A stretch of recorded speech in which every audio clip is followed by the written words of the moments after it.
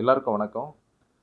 இது ரொம்ப சந்தோஷமான விஷயம் என்னென்னா, அந்த கீஸ்டோன் ஐஏஎஸ் அகாடமிங்கிறது கிராமங்கள்லேருந்து வர்ற மாணவர்கள், அதாவது டிகிரி படித்து எனி டிகிரி, எந்த டிகிரி படிச்சிருக்கிற மாணவர்களாக இருந்தாலும் சரி, அவங்க தமிழ் வழியில் படிச்சிருந்தாலும் சரி, ஆங்கில வழி படித்திருந்தாலும், அந்த மாணவர்கள் வந்து நிறைய பேர் வந்து சென்னைக்கு வந்து படிக்க வரணும்னா மிகப்பெரிய பொருட்செலவாகுது.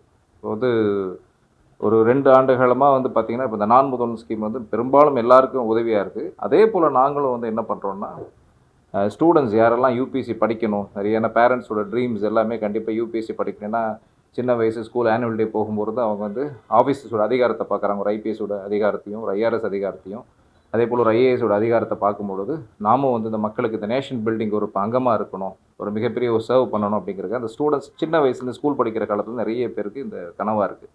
அந்த கனவை வந்து நிறைவேற்கிற வழியில் தான் நாங்கள் வந்து என்னென்னா, ஏழை பசங்க வரணும் அப்படிங்கிறதுக்காக தான் நாங்கள் மிகப்பெரிய அளவில் வந்து ஸ்டூடெண்ட்ஸை ரீச் பண்ணுற அளவுக்கு நாங்கள் நிறைய கல்லூரிக்கெல்லாம் போகிறோம், ஸ்கூல்ஸ்க்கெல்லாம் போகிறோம். ஸோ அதை பற்றி நிறைய மோட்டிவேட் பண்ணிகிட்ருக்கோம். இந்த சமயத்தில் என்னென்னா 75% அதாவது ஃபீஸ் வந்து எல்லோரும் வாங்குகிற கட்டணங்களை காட்டிட்டு 75 விழுக்காடு வந்து பார்த்திங்கன்னா அவங்களுக்கு ஸ்காலர்ஷிப் மாதிரி கொடுத்துனாங்க. அவங்களுக்கு ஒரு சின்ன ஒரு டெஸ்ட் மாதிரி வச்சு, ஓகே உண்மையிலே வந்து யூபிஎஸ்சி சீரியஸாக ப்ரிப்பேர் பண்ணணும்னு விரும்புகிறாங்களா, இல்லை சும்மா அப்பா அம்மாவோட கட்டாயத்துக்காக வராங்களா, இல்லை ஃப்ரெண்ட்ஸோடைய கட்டாயத்துக்காக வராங்களா அப்படிங்கிறத ஆய்வு பண்ணுறதுக்காக என்ன பண்ணுறோன்னா, ஒரு 75% ஒரு டிஸ்கவுண்ட்டை கொடுத்து அவங்களுக்கு ஒரு மினிமம், அதாவது ஒரு சின்ன மீகர் அமௌண்ட்டு அதை வந்து தவணை முறையில் நீங்கள் கட்டிக்கலாங்கிறதுக்காக இந்த ப்ரிலிம்ஸ் யூபிஎஸ்சிங்கிறது 14 எக்ஸாம் நடத்துகிறாங்க. யூபிஎஸ்சி எக்ஸாமு அதில் வந்து இந்த சிவில் சர்வீஸ் எக்ஸாம் அப்படிங்கிறது வந்து பார்த்திங்கன்னா யூபிஎஸ்சி ஐஏஎஸ் ஐபிஎஸ்க்கான ஆல் இண்டியா சர்வீஸ்க்கான எக்ஸாம். இந்த எக்ஸாமில் வந்து இந்த குரூப் ஏ சர்வீஸ் இருக்குது, all India service, group B service இருக்குது. இதில் படிக்கிற பசங்க வந்து இந்த தேர்வுங்கிறது 15 மாதம் வந்து ப்ரிப்பேர் பண்ணுற ஒரு தேர்வு. ஒரு கல்லூரி டிகிரி முடித்த பசங்க வந்து இந்த உண்மையாகவே நான் அதை படித்தாங்கன்னா 15 மாதங்கள் அவங்க வந்து இதுக்காக செலவு பண்ணணும். ஸோ ப்ரிலிம்ஸ் வந்து பார்த்திங்கன்னா எப்பயுமே ஒவ்வொரு வருஷமும் ஒரு முறை நடக்கும். அது மே மாதத்தில் நடக்கும். அதன் பிறகு திரும்ப மெயின்ஸ் எக்ஸாம் ஆகஸ்ட் நடக்கும். அதன் பிறகு அதில் வந்து பார்த்திங்கன்னா முதல்ல ஒரு 10லேருந்து 15 லட்சம் பேர் எழுதுவாங்க. இதில் யாரெல்லாம் ரொம்ப சீரியஸாக ப்ரிப்பேர் பண்ணுற பசங்க மட்டும் தான் பாஸ் பண்ண முடியும். அது போல் வர்றதில் வந்து மெயின்ஸ் எக்ஸாம் வருவது ஒரு 14லேருந்து 15,000 பேர் தான் வருவாங்க. ஆரம்பத்தில் அப்ளை பண்ணுறது 10 லட்சம் பேர் அப்ளை பண்ணாலும் மெயின்ஸ் எக்ஸாம் வருவது 10,000லேருந்து 15,000 வரைக்கும் தான் இருப்பாங்க. இன்டர்வியூ வரும்பொழுது பார்த்திங்கன்னா ஒரு 5,000 பேருக்கு இன்டர்வியூ நடக்கும். ஒரு 1000 போஸ்ட் இருக்குன்னா அது வந்து குறைஞ்சபட்சம் இன்வைட் பண்ணியிருக்கிறது 2,000 பேர், 2,000லேருந்து 3,000 பேர் இன்வைட் பண்ணுவாங்க. இதுதான் இந்த யூபிஎஸ்சி எக்ஸாமுடைய இது. இதில் மார்க்கெல்லாம் பார்த்தீங்கன்னா இந்த எக்ஸாமுக்கு வந்து ப்ரிலிம்ஸ் ஒரு எக்ஸாம் நடக்கும். அதில் வந்து ப்ரிலிம்ஸ் எக்ஸாம்னா முதல்ல காலையில் ஒரு எக்ஸாம் நடக்கும், மதியம் ஒரு எக்ஸாம் நடக்கும். இந்த காலையில் நடத்துகிற எக்ஸாம் பேர் நாங்கள் வந்து ஜென்ரல் ஸ்டடீஸ்னு சொல்லுவோம். ஒரு 10 சப்ஜெக்ட் ஒன்றா சேர்ந்து காலையில் ஒரு 200 மார்க் இருக்கும், மதியம் ஒரு 200 மார்க்குக்கும் அவங்க எக்ஸாம் எழுதுவாங்க. இந்த மதியம் எழுதுகிற எக்ஸாம் பேர் சிசேட்னு சொல்லுவோம், சிவில் சர்வீசஸ் ஆப்டிடியூட் டெஸ்ட்டுன்னு. நம்ம 10வது வரைக்கும் என்ன படிச்சிருக்கிறோமோ அந்த மேக்ஸ் தான் இருக்கும். ஆனால் அதே சமயத்தில் இந்த மதியம் எழுதுகிற எக்ஸாமில் காம்ப்ரிஹென்ஷன் ஒரு சப்ஜெக்ட் இருக்கும். ஆனால் 10வது வரைக்கும் இருக்கிற இங்கிலீஷ் மேக்ஸே வந்து பார்த்திங்கன்னா குறைந்தபட்சம், அதாவது இந்த எழுதுகிற 10 லட்சம் பேர் எழுதுறாங்கன்னா அதில் 9 லட்சம் பேர் ஃபெயில் ஆகிறாங்கன்னா 10வது வரைக்கும் படிச்சிருக்கிற மேக்ஸையும் அந்த இங்கிலீஷு தான் ஃபெயில் ஆகுங்க. இது என்ன காரணம்னா, படிக்கிற காலத்திலே வந்து ஸ்கூல் ஸ்டூடெண்ட்ஸ் வந்து ரொம்ப ஸ்ட்ராங்காக அவங்கள ட்ரெயின் பண்ணி டீச்சர்ஸும் ப்ரொமோட் பண்ணணும், ஸ்டூடெண்ட்ஸும் வந்து பேரண்ட்ஸும் வந்து அவங்கள மோட்டிவேட் பண்ணி என்சிஆர்டி புக்கில் வந்து சின்ன வயசில் 6வதுலேருந்து 10வது வரைக்கும் படிக்கிற புக்ஸை அண்டர்லைன் பண்ணி ரொம்ப சீரியஸாக படிக்க வேண்டிய ஒரு கட்டாயம். அப்படியெல்லாம் படித்தா தான் உண்மையாகவே இந்த உயரத்தை நம்ம அடைய முடியும். அதன் பிறகு வந்து அந்த ப்ரிலிம்ஸை பாஸ் பண்ண பின்னாடி ஒரு 7 பேப்பர் இருக்குது. ஒரு 1750 மார்க்குக்கு வந்து ஒரு 7 பேப்பர் இருக்குது எக்ஸாம் எழுதுறது. அதெல்லாம் முடிச்சுட்டு அந்த 1750 மார்க் அட்டன் பண்ணி அதில் ஒரு நல்ல ரீசனபிள் மார்க் ஒரு 900லேருந்து 950 மார்க் எடுத்தாங்கன்னா அவங்க மெயின்ஸையும் தாண்டி அதுக்கப்புறம் 275 மார்க் இன்டர்வியூ எக்ஸாம் இருக்குது. அந்த லாஸ்ட் அதில் தான் வந்து நீ வந்து உங்களோட திறமை என்ன, உண்மையாகவே எவ்வளோ கிளாரிட்டியாக இருக்கிறீங்க, உங்களுக்குள்ள ஒரு லீடர்ஷிப் குவாலிட்டி இருக்கா, உண்மையிலே இந்த நேஷன் பில்டிங் ஒவ்வொரு டாபிக் நீங்கள் எடுத்து நம்ம படித்த ஜிஎஸ்ல அது பாலிட்டியாக இருக்கட்டும், ஹிஸ்ட்ரியாக இருக்கட்டும், ஜியாகிரஃபியாக இருக்கட்டும், எத்திக்ஸாக இருக்கட்டும், எந்த பேப்பர், அதே மாதிரி தினசரி ஹிந்து பேப்பர் வந்து நம்ம ரொம்ப ஸ்ட்ராங்காக படிச்சிருக்கோமா. அப்போ எப்போ ஒரு மாணவியோ ஒரு மாணவனோ வந்து இந்து பேப்பரை எப்போ கரெக்டாக 15 மாதம் தொடர்ந்து ஒவ்வொரு வரி இல்லாமல் அந்த எடிட்டோரியல் முக்கியமான இந்த நாட்டுடைய கட்டமைக்கிற ஒரு விஷயங்களை வந்து அவங்க படித்தாங்கன்னா 100% ஐஏஎஸ் ஆகிடலாம். ஸோ இப்படி கிராமங்களில் இருக்கிற ஸ்டூடெண்ட்ஸை நாங்கள் கொண்டு வந்து அவங்கள ப்ரொமோட் பண்ணுறதுக்காக தான் இந்த கீஸ்டோன் ஐஏஎஸ் அகாடமி ஸ்டார்ட் பண்ணியிருக்கிறோம். ஸோ இது எங்களுடைய 2வது பேட்ச், இன்றைக்கி கிளாஸை ஸ்டார்ட் பண்ணுறோம். ஸோ இந்த உங்கள் மூலமாக வந்து என்னென்னா, பத்திரிகை நண்பர்கள் மூலமாக வந்து நாங்கள் இந்த சலுகை வந்து யாரெல்லாம் வந்து ட்ராப் அவுட், அதாவது எங்களால் வந்து படிக்க முடியாது, நிறைய செலவாகுது அப்படிங்கிற மாதிரி இருக்கிறவங்களுக்கெல்லாம் இந்த செய்தியை கொண்டு போய் நீங்கள் சேர்த்துங்களானால், ஏன்னா நிறைய பெரும்பாலான இந்தியா முழுசும் ஜெயிச்சிருக்கிற எல்லா ஸ்டூடெண்ட்ஸோட ரேஷியோ பார்த்திங்கன்னா 90%. ஏன்னா இப்போ கூட இந்த யூபிஎஸ்சி ரிசல்ட் பார்த்துருப்பீங்க, ஆட்டோ ஓட்டுறவங்களோட குழந்தைங்க, அதே போல் வந்து அரசு அலுவலகங்களில் வந்து உதவியாளராக இருக்கிறவங்க, கான்ஸ்டபிளோட பிள்ளை வந்து பார்த்திங்கன்னா ஐபிஎஸ் ஆகிறது, இதெல்லாம் என்ன கேட்டால் தன்னோட பேரண்ட்ஸ் போடுற விதைகள் வந்து அவங்க மிகப்பெரிய சக்ஸஸ் போகிறாங்க. எல்லாருமே சக்ஸஸ் ஆகிட முடியுமா அப்படிங்கிறது கூட நிறைய பேர்லாம் ஒரு கொஷின்ஸ் கேட்பாங்க. என்ன சார் 10 லட்சம் பேரில் வந்து இவ்வளோ பேரோட வாழ்க்கை மிச்சம் என்ன ஆகும்? இன்றைக்கி என்னென்ன கார்ப்பரேட் கம்பெனிஸ் எல்லாமே எப்போ ஒருத்தர் சிவில் சர்வீஸ் எக்ஸாம் படிக்க ஆரம்பிச்சிட்டாலோ, எப்போ வந்து அவர் சிவில் சர்வீஸ் எக்ஸாம் ப்ரிப்பேர் பண்ண உடனே அவர் இந்தியாவில் எந்த கார்ப்பரேட் கம்பெனிக்கு போனாலும் கூட மினிமம் சம்பளம் ஒரு 1 லட்ச ரூபா கொடுப்பாங்க. ஏன்னா இந்த ப்ரிப்பரேஷன் வந்து இதில் இங்கே இருக்கிற ஹிஸ்ட்ரியாக வேர்ல்டு ஹிஸ்ட்ரியாக இருக்கட்டும், வேர்ல்டு ஜியாகிரஃபியாக இருக்கட்டும், இங்கே இருக்கிற பொலிட்டிக்கல் சயின்ஸ் இந்த கான்ஸ்டியூன்சி முழுமையாக படிக்கும் பொழுது அவங்க எந்த நிறுவனங்கள் அதை தனியார் நிறுவனங்கள் வேலை பார்க்கக்கூடிய தகுதியும் அவங்களுக்கு வந்துடுது. அது மட்டும் இல்லாமல் ஒருவேளை யூபிஎஸ்சி படிச்சுட்டு பின்னாடி அவங்க எஸ்எஸ்சி எக்ஸாம் இருக்குது, யூபிஎஸ்சியை விட அதிகமான செலவு பண்ணுறாங்க. யூபிஎஸ்சி வருஷத்துக்கு 200 கோடி தான் செலவு பண்ணுறாங்க எக்ஸாமுக்கு. இதை விட 300 கோடி மேலே பண்ணுறவங்க ஸ்டாஃப் செலெக்ஷன் கமிஷன் பண்ணுறாங்க. ஸ்டாஃப் செலெக்ஷன் கமிஷனில் அதில் வந்து பார்த்தீங்கன்னா நிறைய எக்ஸாம் நடக்குது. ஸ்டாஃப் செலெக்ஷன் கமிஷனில் சிஜிஎல்னு ஒரு எக்ஸாம் இருக்குது, கம்பைன் கிராஜுவேட் லெவல்னு இருக்குது. அதே மாதிரி CHSL combined higher secondary level. இதெல்லாம் லட்சக்கணக்கான மாணவர்கள், அதாவது இதை விட அதிகம் காட்டி 30 லட்சம் 1 கோடி வரைக்கும் அந்த எஸ்எஸ்சியில் 1 கோடி வரைக்கும்லாம் அப்ளிகேஷன் வந்திருக்கு. 1 கோடி 15 லட்சம் லாஸ்ட் இயர். அவ்வளோ பேர் அதில் அப்ளை பண்ணுறாங்க. அது ஒரு உதாரணமாக சொல்லப்போனால் ரயில்வே ஸ்டேஷனில் சாசாராம்னு ஒரு ரயில்வே ஸ்டேஷனில் அங்கே ரயில்வே ஸ்டேஷனில் உட்காந்து படிக்கிற மாணவர்கள் வருஷத்துக்கு குறைஞ்சபட்சம் 2500 பேர் பாஸ் பண்ணுறாங்க. அதாவது படிக்கிறவனோட சேர்த்து அவன் பிடிச்சி பாஸ் பண்ணிட்டு வெளியே போயிடுவான், திரும்ப அடுத்தது அங்கே ஒருத்தன் படிப்பான், திரும்ப அடுத்து. அப்போ ஒவ்வொருத்தரும் கொடுக்குற மெட்டீரியல், அதை பணம் வாங்க வசதி இல்லாத, புத்தகம் வாங்க வசதி இல்லாதவங்க கூட படிச்சுட்டு வெளியே போகிறவரோட மெட்டீரியல் வாங்கி படித்து கூட அவ்வளோ பேர் பாஸ் பண்ணுறாங்க அந்த சாசாராம் ரயில்வே ஸ்டேஷனில். இப்போ அது போல் மதுரையில் ஒரு இடத்துல நடந்துகிட்டு இருக்கு. ஸோ இந்த மாதிரி எஸ்எஸ்சியில் இருக்குது, அதில் சிஜிஎல் சிஹெச்எஸ், அதே மாதிரி ரயில்வே ரெக்ரூட்மெண்ட் போர்டில் அது ஒரு 6 எக்ஸாம் நடத்துறாங்க. அதுவும் 300 கோடி செலவு பண்ணி மாணவர்களை நல்ல அடையாளத்தை கண்டுபிடிச்சி ஏழை மாணவர் உள்ளே வரணும் இருக்குது. அதுக்கும் நிறைய அரசாங்கம் பண்ணிக்கிட்டு இருக்குது. ஸோ ஒரு தடவை யூபிஎஸ்சி பண்ணாலே சரி, அது எஸ்எஸ்சி எக்ஸாம் இருந்தாலும், ஆர்ஆர்பி எக்ஸாம் இருந்தாலும் சரி, அல்லது பேங்கிங் எக்ஸாமாக இருந்தாலும் சரி. பேங்கிங்கில் வந்து பார்த்தீங்கன்னா எஸ்பிஐ எக்ஸாம் நடத்துகிறாங்க, அதே போல் ரீஜனல் ரூரல் பேங்கிங் நடத்துகிறாங்க, நபார்டு நடத்துகிறாங்க, ரிசர்வ் பேங்க் ஆஃப் இந்தியா நடத்துகிறாங்க, ஐபிபிஎஸ்ன்னு சொல்லிட்டு ஒரு 13 பேங்க்குக்கு அவங்க வந்து அது ஒரு எக்ஸாம் நடத்துகிறாங்க. அதெல்லாம் தாண்டி நான் உள்ளூரில் தான் இருப்பேன், நான் இங்கே தான் படிப்பேன், நான் இங்கே தான் வேலை செய்வேன், என்னோட மாநிலத்துக்கு தான் வேலை பார்ப்பேன், அதை டிஎன்பிசி குரூப் 1 எக்ஸாம் நடத்துகிறாங்க, குரூப் 2 எக்ஸாம் நடத்துகிறாங்க, குரூப் 4 எக்ஸாம் நடத்துகிறாங்க. ஸோ ஒரே ஒரு சிலபஸ் தான், அந்த ஒரு சிலபஸ் யூபிஎஸ்சியில் கொடுக்குற அந்த சிலபஸை படித்தாலே யூபிஎஸ்சியில் முடியாதவர்கள், ஒரு வேளை என்னால் சார் நான் பின் வாங்குறேன், எனக்கு கொடுத்துருக்க அட்டெம்ப்ட் எல்லாம் என்னால் பாஸ் பண்ண முடியலன்னா இதில் பாஸ் பண்ணிவிட்டு அவங்க உள்ளே போயிடலாம். ஸோ ஆப்பர்ச்சுனிட்டி நிறைய இருக்குது. ஆனால் வந்து இதில் ரொம்ப முக்கியமான கன்சிஸ்டன்சி, அதாவது ரொம்ப இதுதான் நான் படிப்பேன், இப்படி தான் நான் பாஸ் பண்ணுவேங்கிற கன்சிஸ்டன்சி இருக்கிறவங்க நிச்சயமாக வந்து சக்ஸஸ் பண்ண முடியும். ஸோ அதே சமயத்தில் இதில் வந்து ரொம்ப டைம் மேனேஜ்மெண்ட், இதை வந்து இந்த எக்ஸாமை பொறுத்தவரை காம்படிட்டிவ் எக்ஸாமுக்கு முதல் அடிப்படையே டைம் மேனேஜ்மெண்ட், ஒரு கன்சிஸ்டன்சி, தொடர்ந்து அது பின்னாடியே பயணம் பண்ணுறது, தினசரி பேப்பர். பெரும்பாலான மாணவர் என்ன பண்ணுவாங்கன்னா ஒரு மாதத்துக்கான நியூஸ் ஒரே நாள் உட்காந்து கேள்வி பதில் மட்டும் மக்கப் பண்ண ட்ரை பண்ணுறாங்க. அதுவும் ஒரு தோல்விக்கு மிகப்பெரிய. அன்னன்னைக்கு நியூஸ் அன்னன்னைக்கு படிக்கணும், அன்னன்னைக்கு அதை கோடு போட்டு படிக்கணும். அதே மாதிரி அப்ஜெக்டிவாக வந்து கொஷின்ஸ் அண்டர்லைன் பண்ணி ப்ரிப்பேர் பண்ணாங்கன்னா, ஒவ்வொரு ஸ்கூல்லேருந்தே பார்த்தீங்கன்னா அண்டர்லைன் பண்ணி நிறைய ஸ்கூலில் சொல்லிக் கொடுப்பாங்க. அது எம்சிக்யூன்னு சொல்லுவாங்க, மல்டிபிள் சாய்ஸ் கொஷின். இந்த கேள்விக்கு இப்படி பதில் கேட்டால் நீ எப்படி பண்ணுவாங்கிற மாதிரி. அதே தான் யூபிஎஸ்சிலே வந்து பார்த்தீங்கன்னா அந்த காலையில் ஃபஸ்ட்டு நடக்கிற ப்ரிலிம்ஸ் எக்ஸாமும் எம்சிக்யூ தான், மல்டிபிள் சாய்ஸ் கொஷின்ஸ் பேஸ்டு தான். ஸோ இந்த யூபிஎஸ்சி எக்ஸாமுங்கிறது மிகப்பெரிய கடினம் கிடையாது, ஆனால் நிறைய பேர் அப்பியர் பண்ணுறாங்க. பட் உயர்ந்த பதவி உலகத்திலேயே அதாவது வேர்ல்டுலேயே வந்து அதிகமான வந்து ஒரு வைடு சிலபஸும் ஸ்ட்ராங் சிலபஸும் வச்சுருக்கிற ஒரு சிலபஸ் தான் இந்த UPSC, union public service commission, India government நடத்துகிற எக்ஸாம் இது. ஸோ இதில் நம்மளுடைய தமிழ் மாணவர்கள் வந்து 2012 பார்த்திங்கன்னா ரொம்ப 2012 நம்மளுடைய ரேஷியோ ரொம்ப குறைவாகிடுச்சு. ரிசல்ட் முதல்லாம் 110 120 அந்த மாதிரி இருக்கும். அதே மாதிரி அங்கே கேபினெட்டில் அங்கே போய் பார்த்தீங்கன்னா கேபினெட் செக்ரட்டரியாக இருந்தவங்கெல்லாம், யூனியன் கேபினெட் செக்ரட்டரி ஒவ்வொரு துறைகளும் பார்த்தீங்கன்னா தமிழர்கள் தான் அதிகமாக கோல் வச்சுருந்தாங்க. பட் இடைப்பட்ட காலத்தில் மிகப்பெரிய சரிவை நோக்கி வந்துருச்சு.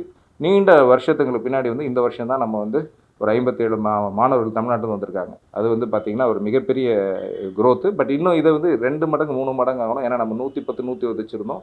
ஸோ அதனால தான் இந்த யூபிஎஸ்சிக்கான ஒரு ஸ்காலர்ஷிப் கொடுத்து நல்ல சீரியஸாக படிக்கிற பசங்க உள்ளே வரணும், அதை நாங்கள் அடையாளம் கண்டுபிடிக்கணும் அப்படிங்கிறதுக்காக தான் இந்த ஸ்காலர்ஷிப் எக்ஸாமை கொடுக்குறோம் சார். இதுதான் இந்த யூபிஎஸ்சி பற்றியும். இந்த கீஸ்டோன் ஐஏஎஸ் அகாடமி பற்றி பார்த்திங்கன்னா, நாங்கள் வந்து இந்த அகாடமிக்கு வழி நடத்துகிறவங்க நிறைய ஐஏஎஸ் ஆஃபீஸர்ஸ், ஐபிஎஸ் ஆஃபீஸர்ஸ் எல்லாம் போர்ட் ஆஃப் டைரக்டராக இருக்காங்க. இதில் ஜுடிஷியல் ஆஃபீஸர்ஸ் இருக்காங்க, நிறைய வைஸ் சான்சலர்ஸ் இருக்காங்க, ப்ரொஃபஸர் இருக்காங்க. நாங்கள் எல்லோரும் ஒரு 27 பேர் சேர்ந்து தான், அதுக்கு நான் வந்து போர்ட் ஆஃப் அட்வைசர், நானும் போர்ட் ஆஃப் அட்வைசராக இருக்கேன். ஸோ நாங்கள் ஒரு 27 பேர் சேர்ந்து தான் இந்த என்ஜினை நகர்த்துறோம்.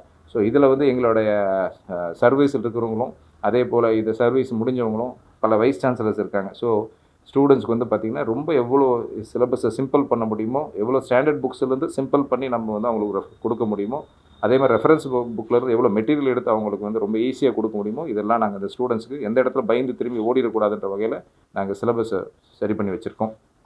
அதே மாதிரி அவங்களுக்கு நாங்கள் ரெகுலராக ஒவ்வொரு யூனிட் நடத்தி முடிச்சோன்னு ஒரு டெஸ்ட் சீரிஸ் வச்சிடும். ஸோ அந்த டெஸ்ட்டெல்லாம் அவங்க வந்து படிக்கும் பொழுது பார்த்தீங்கன்னா அன்னன்னைக்கு பாடங்கள் அன்னன்னைக்கே டெஸ்ட் வைக்கும் பொழுது அந்த ஸ்டூடெண்ட்ஸ்க்கு ஒரு மிகப்பெரிய சப்போர்ட்டாக இருக்கும். ஸோ இல்லைன்னா ஏன்னா பெரும்பாலும் ஆரம்பத்தில் தமிழ் மீடியம் ஸ்டூடெண்ட்ஸ் வராங்கன்னா ப்ரிலிம்ஸ் எக்ஸாம் வந்து இங்கிலீஷ் தான் எழுதுறதால இங்கிலீஷில் ஒரு கொஸ்டின் இருக்கும், அதை டிக் பண்ணிட்டு போகிறது தான். பட் அது கொஸ்டினை படித்து டிக் பண்ணுறதுக்கு பயந்துட்டுலாம் நிறைய பேர் ஓடிடுவாங்க. ஸோ அதெல்லாம் வந்து அவங்களுக்கு நாங்கள் எவ்வளோ ஷார்ட் கட் பண்ணணுமோ, எந்த அளவுக்கு அவங்களுக்கு சப்போர்ட் பண்ணுமோ அதெல்லாம் எங்களுடைய டீம், அதாவது எங்களோட ஆஃபீஸர்ஸ் டீம், நாங்கள் இந்த கீஸ்டோன் ஐஏஎஸ் அகாடமி சார்பாக அவங்களுக்கு நாங்கள் தொடர்ந்து இது பண்ணிட்டு வரோம்.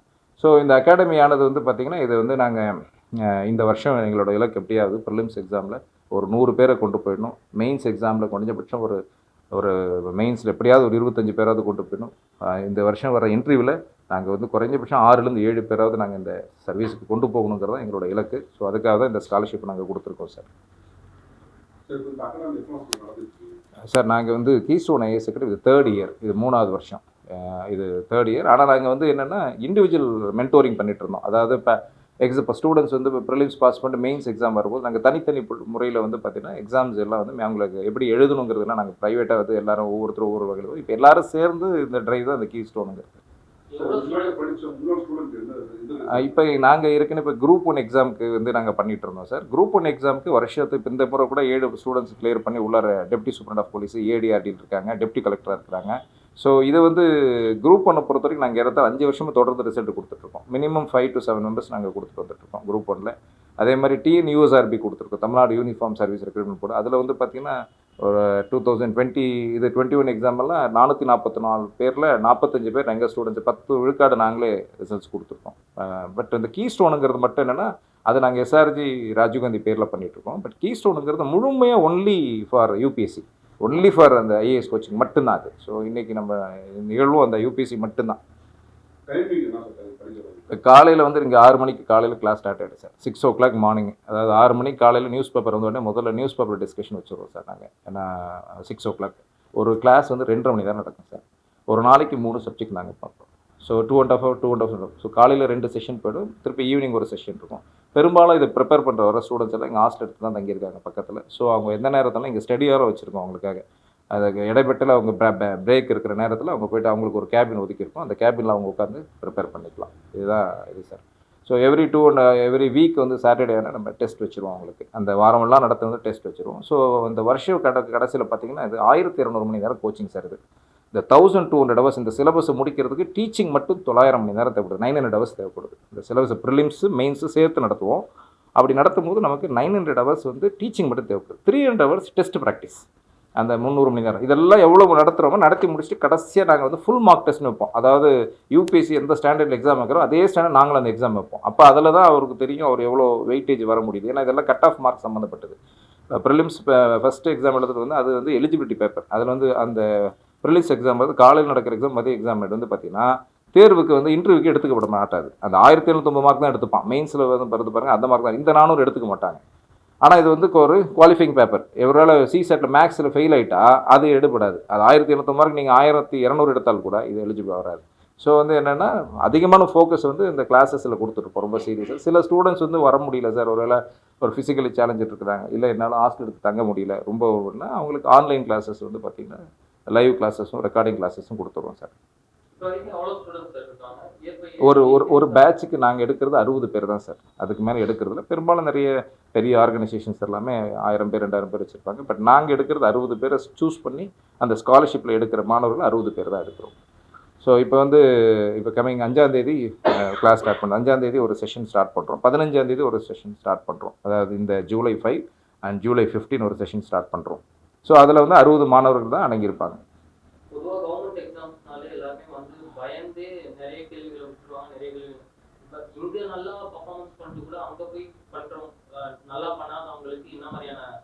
அதுக்கு தான் இந்த டெஸ்ட் ப்ராக்டிஸ். இப்போ நடத்தி முடிச்சோன்னே டெஸ்ட் அவங்க எப்படி வேணாலும் கொஸ்டின் கேட்பாங்க. சரி, அவங்கள பொறுத்து கவர்மெண்ட்டோட நோக்கம் வந்து என்னென்னா ஃபஸ்ட்டு எக்ஸாமில் ஃபில்டர் பண்ணுவாங்க சார் அவங்களோட. ஏன்னா 15 லட்சம் பேரையும் உள்ளே கொண்டு வர முடியாது சார். அந்த 15 லட்சம் பேர் அப்ளை பண்ணாலும் அதில் ஃபில்டர் பண்ணி எப்படியாவது கொண்டு வந்து அவங்க அது 90,000 கொண்டு வந்துடுவாங்க சார்.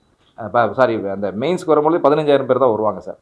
அவங்க ஃபில்டர் பண்ணிவிடுவாங்க. ஃபில்டர் பண்ணும்போது என்னென்னா ஸ்டூடெண்ட்ஸ் கொஷின் பற்றி ரொம்ப நெருக்கமான ஒரு இன்ஃபர்மேஷன் டெக்னாலஜி இருக்குன்னா அது ரிலவெண்ட்டான ஒரு கொஷின் கேட்டிருப்பாங்க, இவங்க படிச்சிருப்பாங்க. ஆனால் கேட்ட கொஷினில் ஒரு சின்னதாக ஒரு டெக்னிக்கலாக ஒரு சின்ன இது வச்சுருப்பாங்க. அது வந்து கிளாஸில் இவங்க கேட்டிருக்க மாட்டாங்க. அதில் ப்ரிப்பரேஷன் பண்ணும்போது இப்படிலாம் கேட்பாங்கன்னு தெரியாது. எப்படி நீட் மாதிரி தான், ஒரு டிஷ்யூ பற்றி ஒரு கொஷின் கேட்பாங்க. அந்த குழந்தை ஸ்கூல் படிக்கும்போது 6th வரைக்கும் அந்த டிஷ்யூ படிச்சிருக்கோம். அந்த டிஷ்யூவோட சேர்ந்து ஒரு வேர்டை ஒன்று ஆட் பண்ணி அந்த கொஷின் கேட்டிருப்பாங்க. ஆட்டோமேட்டிக்காக அவங்க நம்ம ஃபங்க் ஆகிடுவாங்க. ஐயோ இது நம்ம படித்தோம், ஆனால் வெளியில் வரும்போது இதுதானா அப்படிங்கிற மாதிரி. ஸோ இது ஃபில்ட்ரேஷன் எக்ஸாம் தான் சார். இது பேர் காம்படிட்டிவ் எக்ஸாம். இது எவ்வளோ முடியுமோ அங்கே ஃபில்டர் பண்ணுறது தான் பார்ப்பாங்க. இப்போ என்ட்ரன்ஸ் எக்ஸாம்னா எல்லாரும் படிச்சுட்டு உள்ளே போகிறது ஓகே, அதில் ஓரளவுக்கு எடுத்துப்பாங்க. பட் காம்படிட்டிவ் எக்ஸாம் எவ்வளோ முடியும் அவ்வளோ ஃபீல்டு. இன்டர்வியூவில் பார்த்தீங்கன்னா 6 முறை போய் ஃபெயில் ஆனவங்களாம் இன்டர்வியூ இருக்கிறாங்க. அப்போ என்னன்னா 15 மாதம் ப்ரிப்பேர் பண்ணுறவங்களே 6 இன்டர்வியூ போய் விட்டுருக்காங்க. அப்போ என்ன காரணம்னா நம்மளுடைய பர்சனாலிட்டி, நம்மளோட பிஹேவியர், நம்மளோட ஆட்டிடியூட், நம்ம எப்படி பேசுகிறோங்கிறது, நம்மளோட லீடர்ஷிப் குவாலிட்டி, இன்ஸ்டண்ட்டாக கேட்ட கேள்விக்கு அப்பாற்பட்டு சொல்லாமல் ஏதோ ஒரு பதிலை சொல்கிறது, இப்படியெல்லாம் பார்த்தீங்கன்னா ரொம்ப இந்த ப்ரிப்பரேஷனில் வந்து ரொம்ப கிளாரிட்டியாக இருக்கணும், நேஷன் பில்டிங்காக இருக்கணும். மிகப்பெரிய கனவோடு வராங்கன்னா இங்கே வந்து இந்த பக்கம் சாயக்கூடாது, லோயர் ரெண்டு ரெண்டுன்ற மாதிரி இந்த பக்கம் போயிடக்கூடாது, ரொம்ப ஃபோக்கஸ்டாக இருக்கணும் சார். இதை பொறுத்த வரைக்கும் என்னென்னா உண்மையாகவே நான் நேஷனுக்கு தேசத்துக்கு நான் உழைக்க போகிறேன். நான் உண்மையிலே வந்து மார்ஜினலிஸ்ட் பீப்புள், விக்டிமைஸ்டு பீப்புள், நிறைய மார்ஜினலிஸ்ட் பீப்புளுக்கு வந்து நான் லைவ்லிவுட் அன்றைய வாழ்வாதாரத்தை கஷ்டப்படுற பசங்க அந்த ஏழைங்களுக்காக தான் நான் உழைக்க போகிறவங்களுக்கு உண்மையாகவே அவங்களுக்குள்ளார அந்த ஸ்ட்ரென்த்து, கான்ஃபிடென்ஸு ஜாஸ்தியாக இருக்கும், கிளாரிட்டி நிறையா இருக்கும், ஃபோக்கஸ் டைட்டாக இருக்கும். ஃபோக்கஸ் எல்லாம் இருந்ததுன்னா இந்த எக்ஸாம்லாம் அடிச்சுட்டு வந்துடலாம் சார். அதை விட்டுட்டு வந்து இதை வந்து ஒரு என்னுடைய இதுக்காக நான் வெல்த்துக்காக பண்ணுறதுக்கான எக்ஸாம் இது கிடையாது. நிறைய பேர் வெல்த்துக்காக ப்ரிப்பேர் பண்ணுவாங்க, பட் அதுக்கான எக்ஸாம் இது கிடையாது. This is only for nation building. இவ்வளோ ட்ரெயின் கொடுத்து ஒரு எக்ஸாம்பிள் எழுதினாலும் இன்னும் ஃபோர்த் நிறைய இடத்துல நடந்துட்டு தான் இருக்கு. நிறைய பேர் ஃபோர்த் பண்ணி பாஸ் ஆகி கணக்கு தெரிஞ்சுனாலும் கணக்கு தெரியாமல் நிறைய பேர் பாஸ் ஆகி உள்ள இருக்காங்க. அதுக்கெல்லாம் நீங்கள் என்ன சொல்லுங்கள்? யூபிஎஸ்சிக்கு அந்த மாதிரி வாய்ப்பு இல்லை சார். யூபிஎஸ்சி எக்ஸாமில் அதுக்கு வாய்ப்பே கிடையாது. ஏன்னா ரொம்ப கிளாரிட்டியாக இருக்கும், எல்லாமே வந்து விசிபிளாக இருக்கும். பசங்க எக்ஸாம் முடிச்சுட்டு வெளியே வந்தோடனே போட்டு பார்த்துருவாங்க, அவங்க மார்க் என்ன வரும்னு அவங்களே போட்டு பார்த்துருவாங்க.